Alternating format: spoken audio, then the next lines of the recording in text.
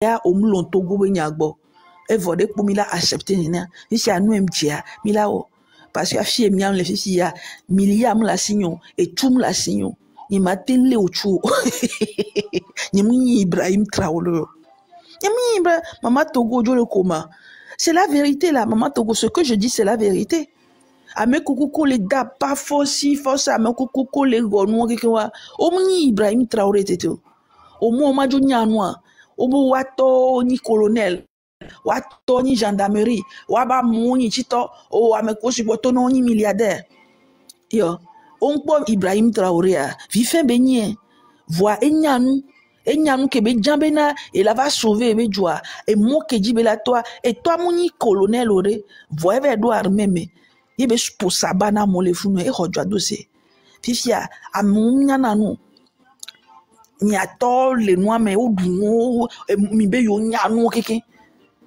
voici kunami dès que nyamani milliardaire mani colonel be vi mabe njava ou président e mano a dollar no le hohaya homero Ibrahim Traoré mani e mava no TikTok dia no dapa ya mo anu pasipe na mpajila jono joma abe non e nu pin be ni e nu maya e nu pin pote a be ni e nu pin pote a be do la o nyi to chane mbe ma po be nu po anu la peme ele si gbegbe bo to nyi maçon obe to nyi maçon voa e to nyi be yodo nyi nta karo rejiore e be gomede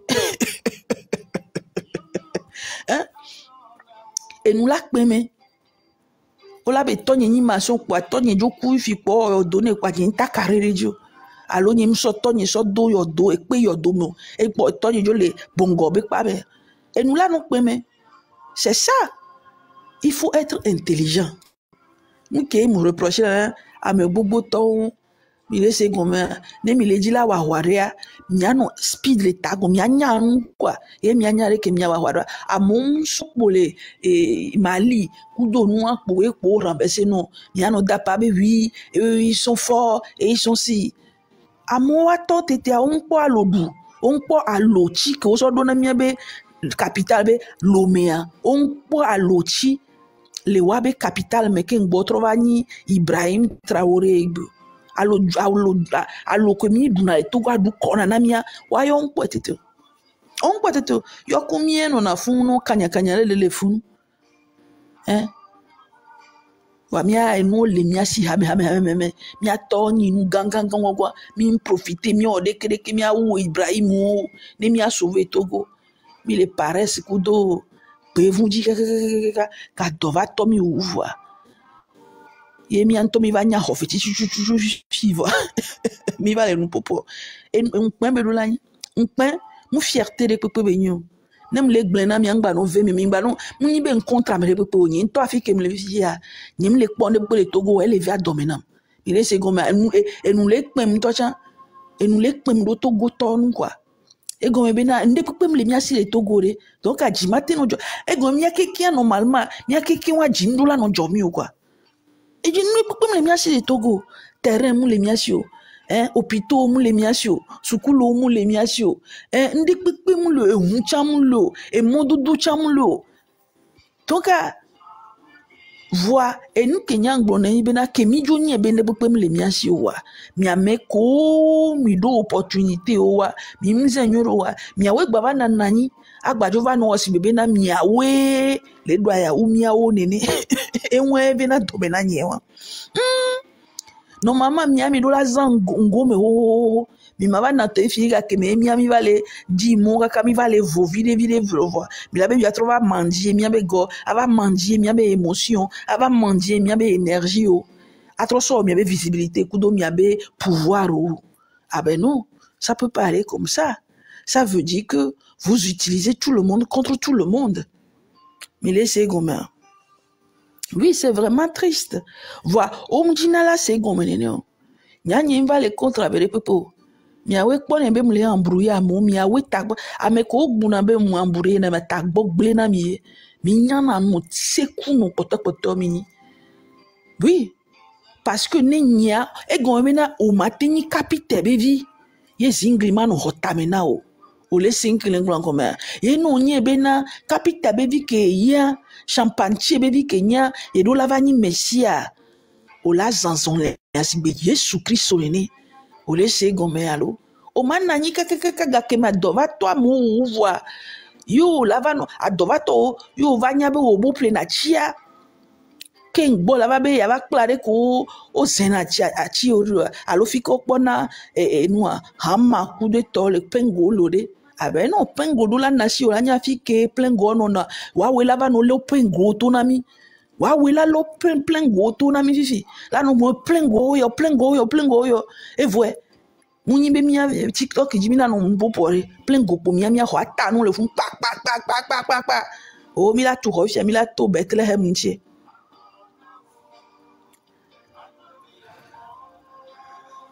Daniel Art d'Afrique, merci beaucoup. Je sais pas qui t'aime, mais merci beaucoup pour le soutien. Donc c'est ça que je dis. Mille secondes. Ne o le di la o nde le ije me o do la nyamu ko la joan no mu nyamu wa o la va no o la wu ka vo am ja file pepe na o la wu si o to ne ça va s'arrêter. C'est ça, il faut se préparer, il faut savoir se préparer.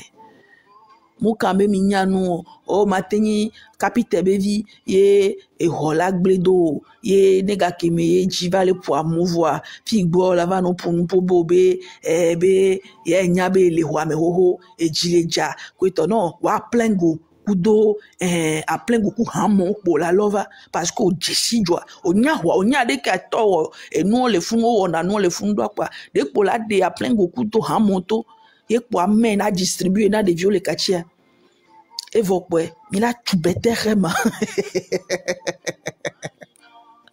On n'a pas besoin de paroles, on est fatigué des paroles, on est fatigué de tout ça.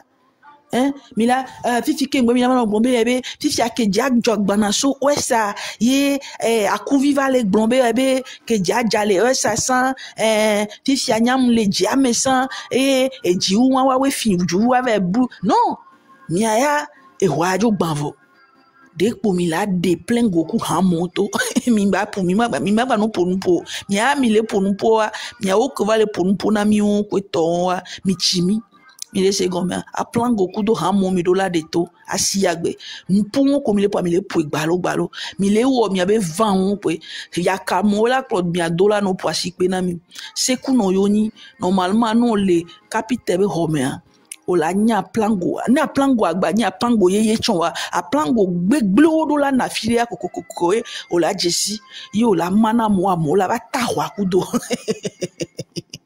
nem le glamim se na nyonya ogono ye mi la gba no wo vibenu mi la no ho vibenu mi la ve no blonu mayo fo mi do la no se nke le blanco me mi do la so subu so no se nya ke le blanc munyi be me mi ne ve planiga a chiva ne nya tu hole kopere me yo nya ke le gba mi no se no ni capitaine be via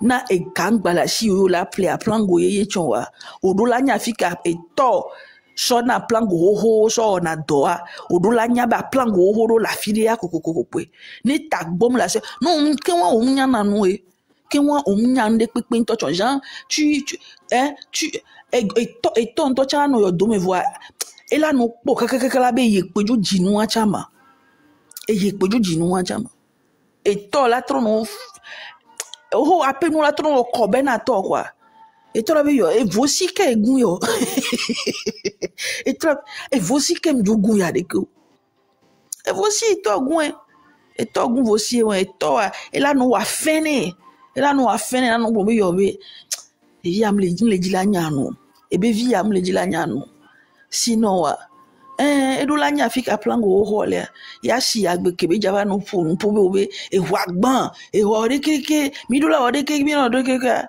a plango po la de to na kopo me vio e vo mi de kopo me vio ko nya de kota e ya de kula mo be nya ho de kota ne te vo a me sem la so plango cha hama o la no ta no le funu e vo mi la tublete he mi ye bue e messi anto la ba na izo vo mi gbe nu nyanya non les blancs mi abe obe mi le tira me be nyagbo mi le wode kreke e nya le mi le blanc de via dok bon nyanya un kenchio parce que dina la doula file pepe mi dina mia j'aime en majorité mi dina la ni opportuniste arriviste qu'un facile mi dina la clado mi dina be yo ata hamane e humbanyo nega keme mi va le pobo wena e nous les glé doit me ameko le tanoa do de main d'œuvre toa funu me mi va ona mi be veto le bo be nyam ni capitaine be vio main d'œuvre vion anu ke ola teo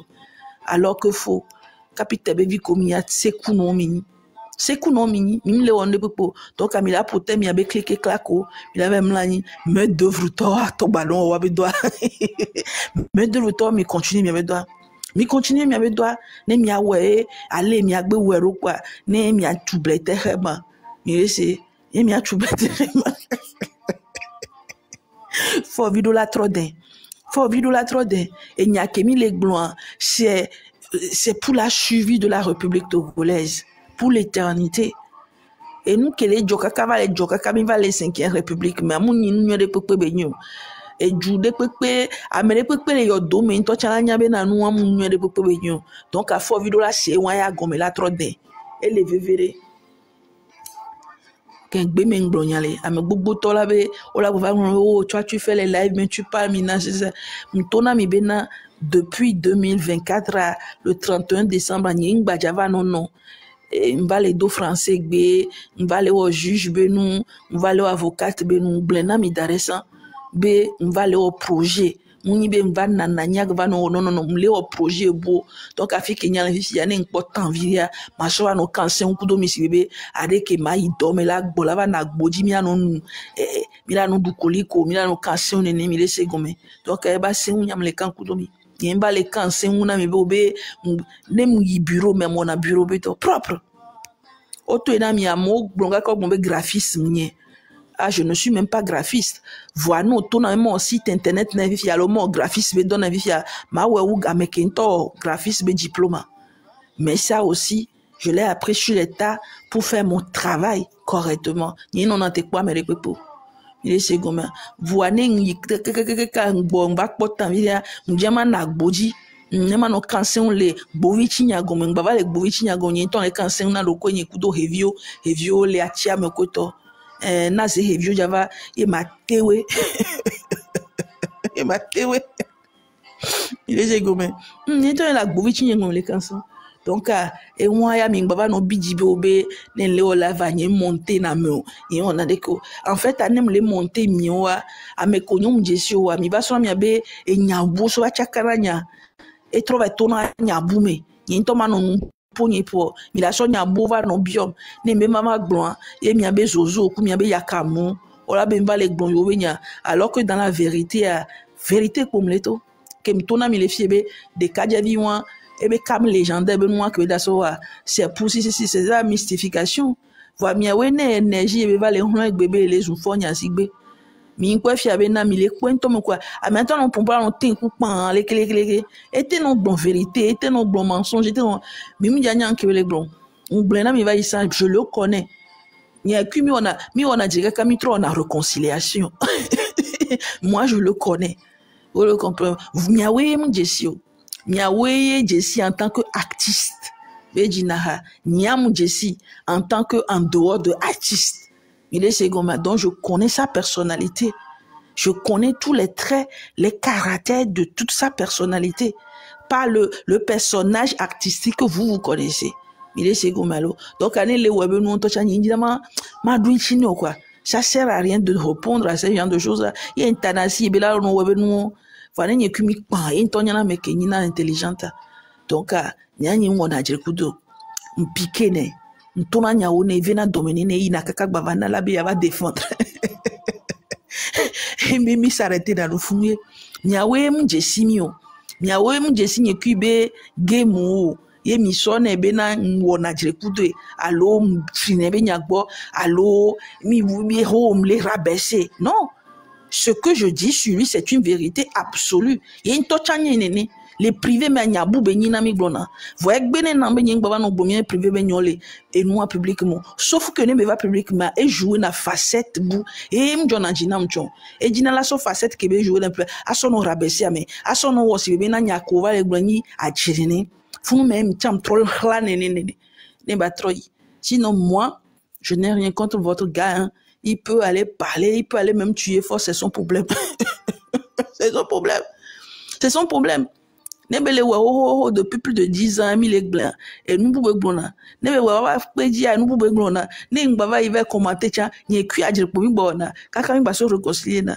donc vous là, vous allez me laisser tranquille. C'est mon petit. Vous comprenez? C'est mon petit.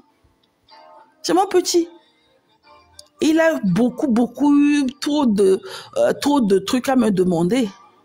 J'ai jamais accepté de tomber dans ces petites manipulations, dans ces petits magouilles.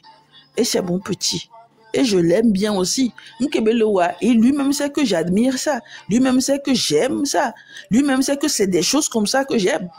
Il y a une tochak trop blonde nana mais bena et en union et il y a quelque chose qui plodo et en union la tote il m'a pas cassé un coup de mieux parce que c'est vrai il y a que pour nous pousser à me pour nous beaucoup de ne ben on le Facebook dia ni répondre ne me répondre et trop répondre ne il y a que pour na game à me pour na game coup de yemi va on adjre adjra ba mi ba va réconciliation. C'est comme donc il y a que belo fifi mi va na énergie le TikTok mais mi ta si ne to ba we ne to be avec ou fo bi wa wuye cha o te wi fa ya o kayo de pour la famille bien sauf avec dayo doji voir ce qui est sur ce serait à Kara et c'est leur propre village et ils cham les funu et si cham lo adole ou amon les funu et nous les caro ce sont des villageois. Lui et fort, ce sont des villageois. Ils n'ont pas conçu. Son père n'a pas conçu là-bas. Lui aussi, là-bas, fort vie. Son père aussi n'a pas conçu là-bas. Tous les deux, ce sont les villageois sortis de Kara pour venir nous embêter à Lomé. Oui. Ce sont des villageois. Ce sont des chiens là-bas. Ils ne réfléchissent pas. Sinon, si tu réfléchis comme humain, et toi là, dis le village, mais le village a dernier. Agri village ne va ni président. Ani président na jobli agri village a denena et village a et ni pupuma no village a tete mewa. Allo ke tom tin wo maju wetete ne nya gbombo be ke tom wo wa e via agboju va wetete allo ne no gbon anya le genjume wa. Ne no gbon anya be ne tom wo a video la we. Si ja tom wo de pupu. O chon wo de pupu 20 ans va yi. Fifia fifi on va les embêter fifi ko so konto kope wa mekia o ke baba les embêter mun joni ane hoto ya embêter fi mi agbon be ane hoto on to no vi o ko so kope wa me o va les embêter o pe fi abena o so do ko so dare kaka pe vun vio o va les embêter wa pe vun vio la va embêter wa. Ablabi, tu as été là-bas, Kara. Yo, n'enye mou Kara, afike mema yo. Kara tok ba hogalasi ni som so gasodo abe wo jo. Alo on pona ape page nyonjia. On pona page nyonjia. Donc que ngwe mi anon poser quelque chose là mi an toi, mi anon ou recherche authentique au son tinye mi ngba no recherche so zozo kudo jalouse vieille sorcière non mais on do information il pour et nous que Juro ma nglona non ne wato sijo donc ane mi anto mi la no gbonya so ja mi anto mi ba no kunu go me mu ke ncha wala gba mi nyanye ke ngbe mi ba no pumpu nyanye ba na puna no pobe mvale zo ame coup de to ne mja zoa anya be na wonde vraiment mjesi o chan vrai e mazo wa ne nyem jesi o anyem jazo o teni criminel o te to na mboni criminel ma hodara zikpeji mi la kansen parce que on po wonde pepe ke mate bon fifi abe nchi maso daro prison ro le nyento apen kunyem mi le se goma ke ngoma pompo so amencha ye mi la kpo cha me ko nchi mpuna me ko mpuna mpo so ncha o msuna ve tondo chon ne njaba pompo le ape TikTok nyeme ne nja gbo me be nya mi la nya be amiam jesi vraiment e o nya gbo me be nya voilà ne va les gbo me do be nya jibe politique méthode on ne non ça je les vois par rapport à ce que eux-mêmes ils font. Laissez gomme. Par exemple là, par exemple les gens du train de la liberté. Non, soit Mankunda, je ne connais pas Mankunda. Il m'a été embêté Mankunda.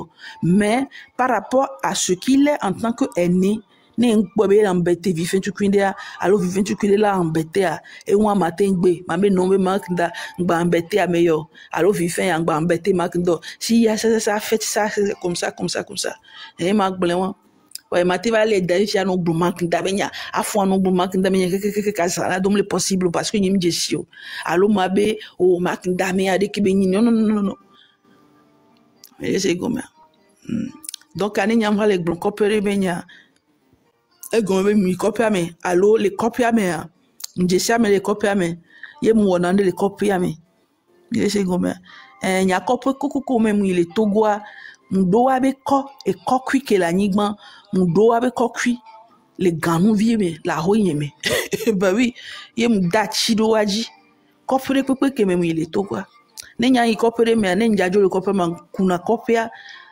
nkana kopia be gume akan aso daro roba pete ma senro roba pete ma aso kwa hobe aso dare ada chivire me alors ademo chireji c'est comme ça que je fais donc j'ai la tête des gens de Kara là chez moi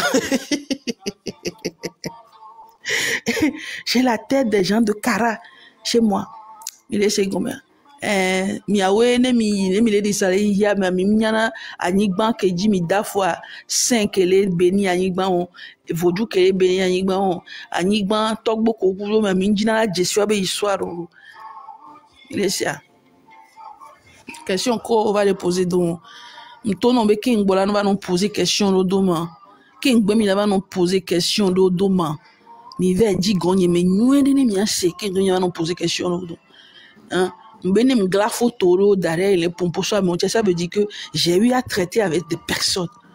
Je ne viens pas dire quoi que ce soit ou bien si ça. Miawe quoi ne bena mesia me crédit ya me quoi parce que on vidéo ya caméra va les bonnes les TikTok dit quoi Milano croire à mon il est comme Nani va les fort vibrer que je vois au Togo ce qui est mauvais et je vois qu'au Togo les gens ont faim.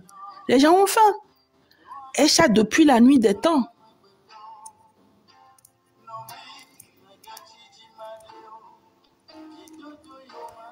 Et donc tu connais très bien le président Faure. Si je connais très bien le président Faure, à Mekebe Jaouia, mi vais bien c'est même je suis président Faure ma. Avec Keweja et il y avait opposant vivia. Il va bien se dire est-ce que Ablavi Jesse président fort entre temps et Blowena Moudon président fort be et un chigne moulin Yagboro nous co blo et nous co mac blo avec blora donc il va bien se même Jesse président fort et bébé ya au président fort en tout cas ne oui et oui hello en tout cas Bimba nous poser question bizarre on donne. Il y a des questions bizarres, c'est des questions farfelues, ça ne sert à rien, il ne faut pas poser des questions comme ça.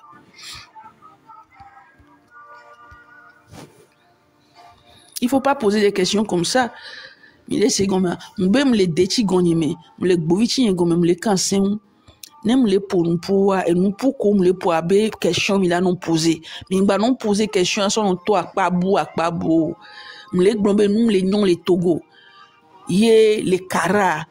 Avec les Kara là non doit moulio. Mi matin do président plus de 50 ans ensemble au Sokopereka au soir de Kame. Il y a un village mais là non non. Mais c'est comme donc à village ouais village était les néniens. Dès qu'on la tu vas tu n'y a même village au combien ville odo. Donc à déjà au be Congo là quoi à Medebe boreba mi dodo la ko ba zon mi alolo gbona nyalo de ne fun nene donc a pado lia mingba jodo ava no do e nu kemle gbona mi wa a pado lia mingba ava no do parce que mi anto mi la ko be na ame ya de nka be wo alo le yebe kopo mi ade de kere ke o yebe ville mi ade de kere ke o a pado lia mingba no do e nu ke jia e mi la wo ye ahwado lia mi la nyare ko mi la wa ahwado mi maso pour la baba obena gake ma doba to mi walo gake me e jinja ke kafu mi abe e zingli jola e wata envoa e mi aba chito alors que mi le e wa me mi nyabe na jire la vaja mi nyabe si le gintin tin le ko mi atobe to be taji afi chale mi atoba ku le hoame alo mi ato ngba le hoame e mi ato jo va mi le kpo be ji le jasan e le ke mi ato na ido funwa e si le kota go me na o ti nke mi la o kaka gawa me mi la nya de ke mi ato chuwa be gba singlia mi la biese be de ko wo funwa do de ke wo na funwa do nko so wo funno nke mi so na dole fun ko to o la bi onu won se game na to va ku ye ji aja alo to ngba va la hamo alo nde va jo ye ji aja be lo singli ojoa enu ko so wo singli o gba hota mo wa onya fi ko nona onya fi ko po na wele munyi fifi ame ko trole egbeji o nya de ka ho ame nona do wa alo ame ko le akpa godo nya de ke e to to ahoro alo to dollar ho ame ro alo to nona ho ame ro ko to wa we la va no fifi plan pe alo wa la va no gbon be de ka wa la no energy ke gboro odo la to ba gba to ho ese goma on to ra nya de ko gba na wa fifi wa we la de hama plengo enuto la be o a plango we ya hamo we ya nyato miho de ke chapanta ben yo de ke le vie ile se gome e vo de kwa mo la va u gbogbo rinto wa chan be escalier ku to so pe ko la koko ijire fun po la ta ho wa no va vivi jen ile se gome enu kem le gba mi no se gome mi se na ngome ka bo e bena domena je me va poser la question est-ce que mi dina ma non répéter on ne quoi il est enregistré mi la va gba alo le gedeto mi la va no gba ngome nyanyem le zo me le pipo ntona mi bena mi anto mi nyare ke mi ano chumi be ho le mi be kopo mudo Malaysia par exemple a mekele gombe ya u fora alo yi fo e mi akeke mi le pum fi mi le po avocat chan mi le po musuhoho chan over le nu agun le pum le wo nu wa afembe nu mi le se gombe. Est-ce que vous me comprenez e gombe na amia a hweke be ke lesan a huya mea ameke be le gombe ja wu amewa echano na huame mi le se gombe ameke nyi be toa e no na dokudo amea donc anu ko so na dollar huame e toa enye mi le se gombe alo fifi anu to nya be sile jakoro e to be tago mesan ye sike jakoto ma njona jina o ade ko la vana yo la tazingli do ye esiama gba jakoro e to kaka be la va vunvun e hokpa le jiwo o la no to nchi yo la pla do ale to gbo yo la nya to la so a losion so no ke to nto chama nya nto chambe na yo be do jaba ka ho nega ke me e shivalele e wamo me se gome fifia ogbe nyanya ogbe sukulu mayi ogbe be mai sukulu ogbe be maklanu ogbe be nya odor bo be micro elena fifia e shareja to la yadwo e shareja e to la yadwo e shareja kaka e shavaja kaka e shava hato be so ya so gble doto fifia ke ayava e shava kaka ayava le puji yo nto va nya be yo o pre na zinglia de ko pre na zingli ko to ya fifia o va le gbombe de kleke ko to o vo umjo o we omunya fiko sana a plan ko tetelo omunya fiko sana hama chantetelo omunya te bref abere e to ku ke be chona ke ngba ina e huata me ke puna no omunya te ngble na mi cha funu ve sona ku kwa chale o e be fi kwa nya jilajo no jonya e jilajo no jonya e ji manjo monde ne ngba lo na penyo gbore gbe cha ma be seku no yo nyi njate do ha on parce que nya me intelligent be hamdona intelligent be hamdona mpo pusubwa eva gblena nu no nto nya be hoaja va fosa kwa odola jinu da wadwa ke mva fifi jen ke mi ami le va fifi ya o mi chimi jaba no mi ya na yin mi akpero ncho yu kwa de pola de plein go kudo ha mon fio mi e ko mi anya so se kali o le fun kwa mi apono ta pa ifi ami gbenu nyanya Edwige bichichi de biais et n'y a que les glands. Va à mon aime le pour nous pour n'y a que vie jolie signe gon no te se gon na mare et là tu dis to parce que n'est pour nous pas mon sin à mon sin na n'y gon quoi. Au bout na benya un contrat mon allo de kreke allo fo kré fou me dit ben non oui allo me de toi cham les ouïe allo me le cham de non m'le nami benare mi anto mi no kpo wa mi no kpo siara ame ko une wa ame ko une wa mi ma kpo fo vie be mla onzina mi ame am to le dira be village mero e ben do onzina mi afi ke le étoile afi yo dom le fo étoile non hunta be oh fo chalo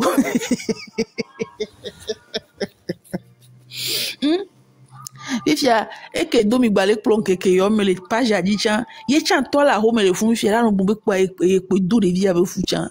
Nene toi non blanc. Ne be nya be da on ne be no nko nploy njo ploy do. Muni be toi un blon ne ploy do, muni be toi un blon ne wode kreko, muni be toi un fia losion. Et toi c'est une personne tellement, vous n'avez même pas idée, hein. C'est une personne tellement disciplinée. Mais c'est comme alors. Donc, au moment où on a gagné, à Dova le wo. Yes, il est vénal. Yo on bagnare qui on la poussière. Yo là va nous jouer à mauvaise émotion du quartier. Et j'avais nous jouer émotion dans les quartiers. C'est pas ça qu'il faut. Et n'y a on mis les blancs. Yang blanc au moins y blanc. On et ba dire pour que on a ne be fond pour abe obe mbe mon fort vive vo et o de keke muni franc-maçon muni secteur ni comment bon e be intoxiqué na mon anon nous ma o gbon na mon no yi parce que ni kuya allez mi jesi mi on a mi kudo mi aku o mi jesi en tant que hadito mi am jesi en tant que élément civil mi laisse comme donc et nous comme les blonds y en to chanya ben blond na ho yen to chanya be nglane o e wone be adaba be no ho munyi be egbe ke mi vale koyo ye wo kinyi kimi wa dire janvier me le couronnes be nyajia ke be va Raoul be live me be le we be no ngbe gbone sire ka be ngba jouer yi be no akudo mo be gbagbe mi je simi anono ma voix comme fianfion escroc omdinala nyanu seku no ni il est très yonia oyo bubena nyanja ba demi chi de kaje akwa alors que de kaje profiter na nenu quelque chose na buzz parce que jina bena wa kpo ebele intelligent alors qu'il n'est pas intelligent vous comprenez nyani kimi on a dit wo fi mi va le kpo bena nene belewa ebe fo jikobo na na misanwa vous le voyez calme mais c'est quelqu'un qui est comme ça qui est violent qui est cru. Jean, il est tellement cru, hein, il est tellement cru dans sa conception d'être que tu voudrais même plus parler, quoi. Vous comprenez? Jean, on touche au mano jomia, wea mim jessi nene, nyam jessi ho nene. Il est comme il est janvier, mais que bevale au noir les raoub moi, mais mon big bon zekabe, arrête de m'appeler maître à la vie depuis qu'on se connaît. Vois comme Jojo kudo legede to kwa zeto et nous maye jonajina ouais au dévier nous so ya fibu nous sonné et parce que c'est un artiste qui a toujours été poli qui est... non il n'a jamais été poli le gars là c'est un vrai impoli et ça c'est ce qui vous montre maintenant à la maison même à Mayonam et soin que divine la trop yom lego la trop no fana ne benyo la trop no pour comme joname nyama trop no big bonne bede gba non ape nyani gbode pepecha ndula no nini o nyama trop non fait vous n'avez même pas idée hein? Ça là c'est petit hein nkobelo mi le pon keke veyo ça c'est petit ça vous comprenez c'est petit le gars il est comme ça mais ça là c'est la douceur même gbalé lo et non la baba itadine ou nene il faut bien pas ozore popo mi popo de popo et là banana chukwe for vous nene et wonne kaka yen to va ina micro ji la ve jiha les studios mais trop de coucou BOB les mi pona hako jida les mots violents et tout ça verbal tout ça chérie pardonne-moi des tas de trucs comme ça c'est un gars pervers narcissique un violent taré il est c'est comme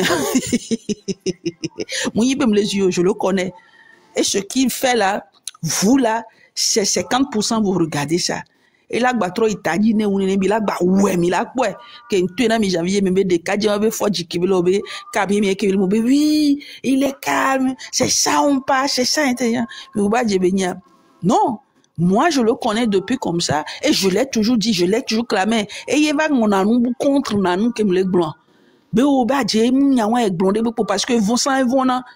C'est un bon ensemble pour face à face des directs et où on est coup de boboette au head et où on est coup de froideur parce que vont il y a janvier même il va ne énergie bou que va contre me les mine énergie que mine énergie à le fond ne zeka quoi et ah parce que amel nyane lem dare sans les zouma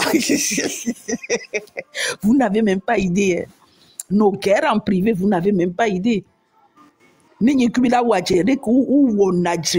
n'avez même pas idée. Et nous, comme l'homme, il est beaucoup fort, vivre les jours, fort, ça c'est petit, ça. Ça c'est petit, on n'a encore rien vu. Vous n'avez pas encore goûté de sa vraie folie. Vous n'avez pas encore goûté de sa vraie folie. Mais c'est comme, ni kumi wone kakakare he, mi bloqué na mia non, mi bloqué na mia non, mi, punan buka kare he ola ela punbuna ware he ola ba me yare kakra et les sousoumene quoi kakra et les sousoumene il est comme que les bleda bi javier be que va va les bleda bi javier bébé escroquerie coup manipulation coup da djebenoa mais ou be fois jimlewa vous voyez ça non miawe mjesio parce que il joue tellement le jeu de la froideur depuis fort longtemps. En public, et en public, on va les blâmer, on va aussi bébé, et où les calmes, les cliquer, et bien, de me bloquer, la bloquer, on va débloquer. Et tu n'as pas besoin de me parler comme ça en public. Tu n'as pas besoin de dire ce que je suis. Mais moi, je le connais. Il sait très bien que je sais où le prendre. Je sais comment le rendre faible aussi. Je sais comment le rendre fort aussi. Et lui-même le sait. Donc, je ne l'ai jamais détesté. On se comprenait. On se comprenait. Et je vous ai dit la vérité. Et nous, janvier, mais je vous ai dit la vérité. Et il m'a vraiment conseillé. Et tu es c'est pas, il ne l'a pas dit pour me détruire. Il l'a dit pour que je prenne conscience, bena, à me ouais, fifi, ben, me le kudo. Voine que venam l'entieni bena, nega que meye be gbonon nam voix. Yenye tomba o, recherche nyo yen pobe to nyawo, alum to nyawo wa. Yen java gben le publica. Mon dina ma gben ya me wa nya bena ye gben. Et moi, vena domene. Fifi, a dit na la trop contourner, moi. Mais laissez gomme. Je n'ai jamais dit qu'il est mauvais. Je n'ai jamais dit qu'il est diabolique. J'ai dit qu'il est manipulateur, escroc aussi. Parce que nous, les soutenir escroquerie. Mais là, nous, il faut dire le public, mais c'est bien nous, fifi, des visages à faire. Fifi, des visages. Et nous, c'est pas nouveau. Moi, c'est pas nouveau pour moi. Mais ouais, il est impressionné. Nya nana mtukwe ufa oui. Et Viana Tchoupena, il me le fait depuis plus de 15 ans. Depuis plus de 15 ans, je connais ce gars-là. Je disais, il depuis plus de 15 ans. Il a allé qu'il y a 3 ans, 4 ans, il a pour un pot. Donc, il y a un Tchoupé, nous, il y a des coups de nia, il y a un madonia, il y a trop habitude. N'est pas les zoom, venamo. Et là, et là, on a bidji là, zoom, les pages, dit, si barré que on est couvert. Et là, baba néisia, et là, baba, on est là, kafung, c'est comme ça, il fait. Donc, à Nyam Jessie, Niawe, il est impressionné. Moi, il m'impressionne même pas. Parce que ne me manque blanc, de trop souvent, ben a fovia mona, et mia chao, et n'y moulo et benyagbo, et n'y moulo et benyagbo, quoi, tchèque bunda, na et moulo et benyagbo, et bien là, nous, là, nous, avec jalousie, là, bava fa, là, bava bovake. Donc, moi, je le connais. C'est un fou. C'est un fou. Pour bientôt, il pouvait y avoir ni folle. Pour moi aussi, j'accepte ça comme ça. Vous comprenez? Nyanya mchibiabe for vibe jagbo alo chiraboro jagbo aboro zuna nyahoho. Aboro zuna nyahoho. E zuna kaka gba fa ne gba fa na enu ko gba tro jona jina mso ntia alo nu ko tro enu ke ngona be jona jina en to gba ona be louange kaka e la gba so kame e de be gba be bia gba gbon yare bebe enu am po be o be gba jave o hon vibe ne le page ntia tro na na pika mi gba tro na jire kaka mi gba tro akpa mi gba tro réconcilier na et là bidji des choses comme ça miawe mon jesio donc à 15 janvier mais mi bom daje fifi mi ento mi c'est le gars le plus violent que j'ai connu dans ma vie. C'est le gars le plus violent que j'ai connu dans ma vie qui parle avec tellement de violence sans réfléchir. Elle a blessé verbalement, après elle a trouvé le commun. Elle va tourner de toute façon ci, de toute façon ça. Donc, et que ça c'est 50%. Et vers encore les plus, on va de 100%. Et là, bassé donc, mi préparer, mi ba applaudissement derrière. Parce que les gars, il y a de 100% mené. Et nous, comme il y avait opposants, c'est rien du tout ça. À mon nous tout seul, peut casser verbalement tout le monde. Il est ségomé. Et c'est pour ça que vous avez même vu en 2020 il y a eu polémique. Donc, moi, je suis habitué à ces folies, à ces violences, à tous ces critiques, à tous ces insultes, à tous ces trucs-là. Miawe mounio. Et janvier, me kimba les glonia. Michel Sonia. Sur les zooms, sur Fourim. Moi, j'ai l'habitude. Donc, et que miao le mille pon que me mille poissy bébé oui il a monté fort il n'est pas fort c'est la folie qui le dérange ne be baba il voit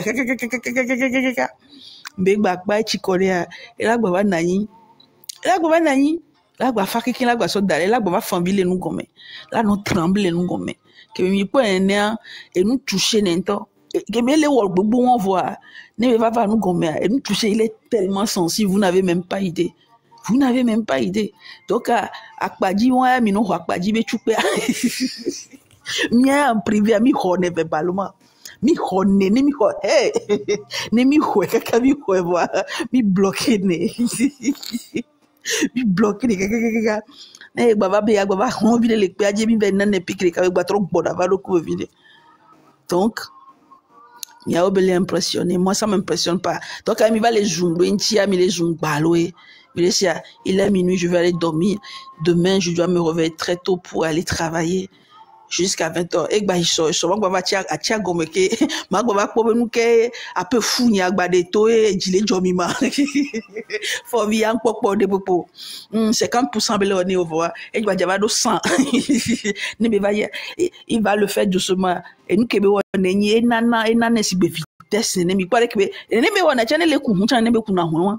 Nenebe anu kebelo wa nenebe kuna hwa nebe mi do hme na moro na mi vont et on est là en vitesse à première vitesse deuxième vitesse avec boum car mi non préparer mi ba applaudissement d'arrêt parce que ne java au 100% na fort via mi ba java tikpi là c'est petit tikpi c'est petit nya et nanam le nous gomento